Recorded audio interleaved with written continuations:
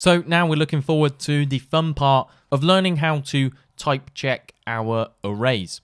Now, from the get-go, we've been looking at this type of operator, and it gives us a string value, a representation back of the type of object or the string or the boolean. But when we go ahead and say something like type of array and hit save, we see something interesting which we might not really expect. And as potentially new to JavaScript, we might be expecting this type of operator to do a little bit too much for us. But I mean, in reality, it makes sense because arrays are a type of object, but the distinction between those types of objects is not apparent with the type of operator. Now, this isn't some kind of mistake, it's by design, it's how JavaScript works, and that's why this course is focused on understanding the language, the types, objects, so we know and we can expect things such as this, and this will save you hundreds and hundreds of hours of debugging later down the line. So that's it for the type of. Let's go ahead and have a look at the instance of. If we take our array, we're going to say, is it an instance of capital array? Now, what do we think is going to happen here? Are we going to see true or are we going to see false? Now, if you've guessed true, you will in fact be correct. Now, the same happens with objects when we say, is my object literal an instance of an object? And this is apparent with objects and arrays. Now, this gives us an idea, and we could potentially say, is my variable an instance of an array?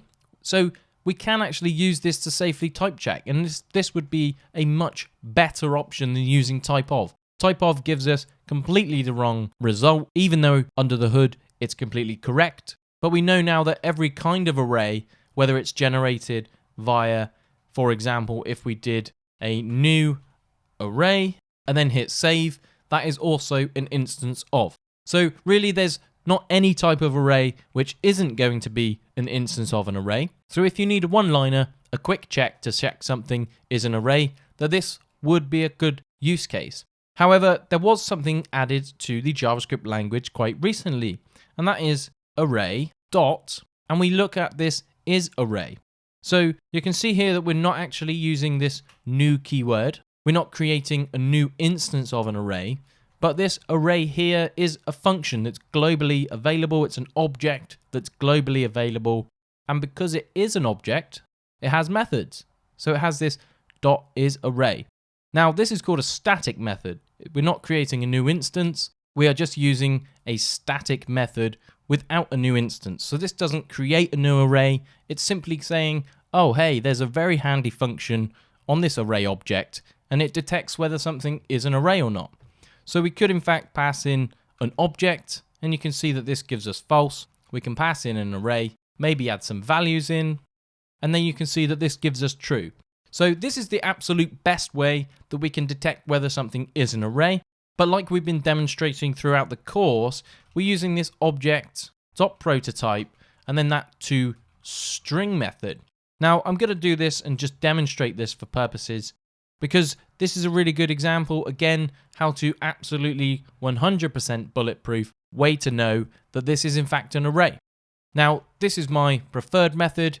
Is this an array? Objects do not get passed through here and say, yes, an object is also an array, or vice versa. If you want to check if something is an instance, go ahead and say, is my array an instance of? But like we've demonstrated throughout this course, we have also used that getTypeOf function where we return dynamically and we go and get the type of perhaps a string and we pass it into this call.